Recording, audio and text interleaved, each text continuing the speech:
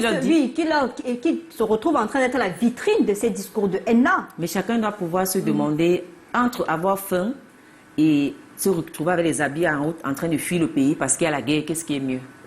Je pense que personne, quelles que soient les conditions sociales, quel que soit le niveau intellectuel, quel que soit où est-ce qu'on vit au Cameroun, personne n'a intérêt à vivre, à ce que le Cameroun vive ce qu'on a vécu au Rwanda ou ce qu'on a vécu ailleurs. Personne n'a intérêt à ce qu'une guerre éclate entre les tribus juste à cause de la bêtise humaine. Donc je pense que c'est là-dessus qu'il faut sensibiliser les gens et leur dire qu'au-delà de toutes les difficultés et tous les défis auxquels nous faisons face au quotidien, on a quelque chose qui est au-dessus de nous, c'est notre pays, qu'on doit laisser à nos enfants, comme on l'a trouvé, et se battre chaque jour pour que les Camerounais vivent ensemble.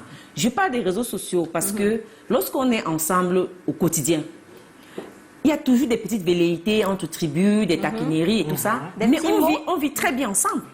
On vit bien ensemble. On n'en est pas encore arrivé à des actualités, on en a eu quelques-unes malheureusement, mais pour le moment, dans la grande majorité des cas, les Camerounais vivent plutôt bien au quotidien. Il y a un métissage qui est assumé, qui se voit, qui se vit.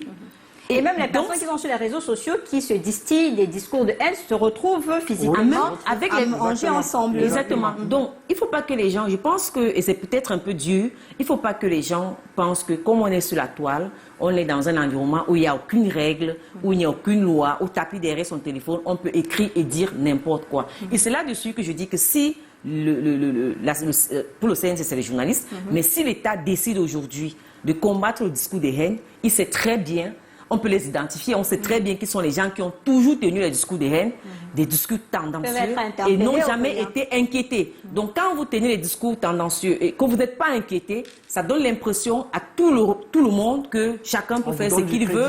On donne du crédit à ce que ces gens-là disent. Donc sincèrement, sans donner le bâton pour fauter sur la liberté d'expression, je pense quand même qu'à un moment donné, il faudra, si on est vraiment sincère avec la démarche qui est entreprise, qu'on commence quand même à rappeler les gens, à mettre les gens face à leurs responsabilités lorsqu'ils disent n'importe quoi. Sauf que